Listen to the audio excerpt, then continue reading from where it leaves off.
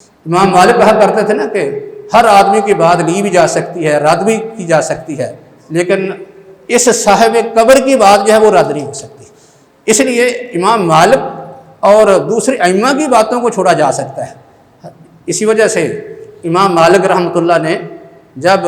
عباسی خلیفہ نے انہیں کہا کہ آپ کی متع کو ہم سرکاری قانون بنانا چاہتے ہیں، لیکن انہیں اس کی اجازت نہیں دی۔ انہوں نے کہا کہ میں لوگوں کو اپنے پاس جو علم ہے یا میری اپنی جو فقہ ہے، میرا اپنا جو دین کا فہم ہے، اس کا میں پابند نہیں کر سکتا، اس لیے کیونکہ ایک مجتہد دوسرے مجتہد کو اپنے اتحاد کا پابند نہیں کر سکتا، اس لیے انہوں نے پابند نہیں کیا۔ اور یہ بات امام شافعی نے بھی کہی ہے، امام احمد نے بھی کہی ہے کہ تم ہماری تقلید نہ کرو۔ حتیٰ کہ امام ابو حنیفہ جن کے بارے میں یہ معروف ہے کہ وہ زیادہ تر رائے اور قیاس پر عمل کرتے ہیں، ان سے بھی یہ منقول ہے۔ ان سے کسی نے کہا کہ اگر آپ کی بات قرآن سے ٹکرائے، انہوں نے کہا چھوڑ دو۔ پھر انہوں نے کہا کہ اگر آپ کی بات حدیث سے ٹکرائے تو پھر انہوں نے کہا پھر بھی چھوڑ دو۔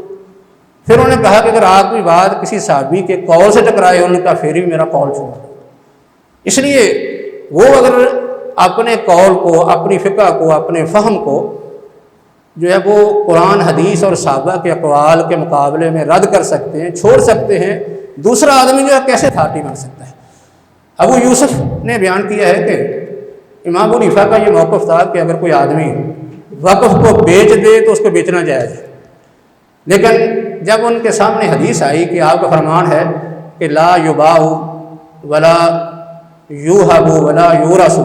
کہ جو چیز وقف کر دی جائے وہ نہ تو بیچی جا سکتی ہے، نہ اس کو ہبہ کیا جا سکتا ہے، نہ وراثت میں تقسیم ہو سکتی ہے،